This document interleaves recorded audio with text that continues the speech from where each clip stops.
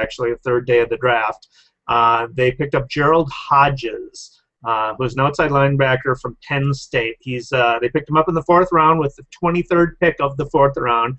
That's 120th pick overall. He stands 6'1", 243 pounds, just a little small for a linebacker, but not that small. 32-inch arm length, 9-inch hands. Ran a 4.78 40 at the combine. Improved that to a 4.70, 4.7 40 on his pro day. 35.5 inch vertical, 119-inch broad jump, 22-inch bench press reps. His positives, according to the profiles on him, pre-draft profiles on him. He started college as a career safety. Started his college career as a safety, so he's got sort of a D-back mentality out there. Very productive in college with 2 seasons of 100-plus tackles, leading the team both those seasons. Solid in coverage on the running backs and tight ends. He's sound in zone defense. Has some downhill speed. Fluid in coverage. Uses quickness to avoid blocks. He can hold his ground against blocks and then shed and make some tackles, although I'm not sure I saw a lot of that in the tape I saw. He can deliver some pop at contact. He needs to be technically proficient to be effective. He's a potential 3-down linebacker, and he should excel on special teams. The negatives on him is he's got a lean frame, and he doesn't figure to get that much bigger.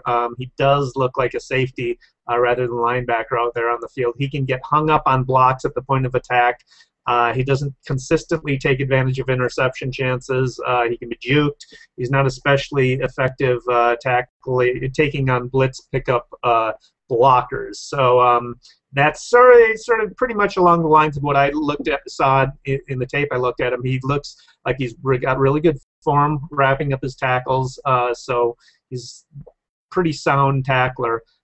Good movement in zones, picking up receivers, entering his zone, leaving off receivers, and exiting the zone. He jumps routes, so that's nice. He's got a nice ability to locate the ball in the air and pick it off. So he does have a DB backs sort of mentality in trying to find the ball. He's got quick short area burst to get on the ball carrier or like a receiver doing a bubble screen. He doesn't look like a natural pass rusher. He tends to give blitzes away. He doesn't seem to time his blitzes very well. He can get pushed around by larger offensive linemen. He definitely has problems when blockers get locked onto him. And so a lot of this stuff is coachable. Some of this stuff may not be as much with just being sort of undersized and looking like a safety and having big offensive linemen getting locked on him. He just seems to have problems shedding tackles when he's in that situation. But all in all, pretty good pickup, I think, especially when you think about how much, if he's not a 3-down linebacker, maybe he's a nickel linebacker. You consider how much we spend time in our nickel defense with the offenses in the NFC North.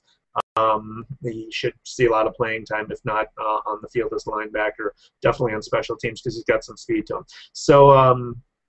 So he's in the mix for the linebacker is a weak spot on the roster, and there's certainly some openings there. So he's in the mix for seeing some playing time there. The next pick in the 5th round is very, very interesting. So tell me what you think of these your thoughts about the Vikings' remaining draft picks. Leave your comments in the comment section below. Like this video, share this video, subscribe to this podcast, and until next week, go Vikings.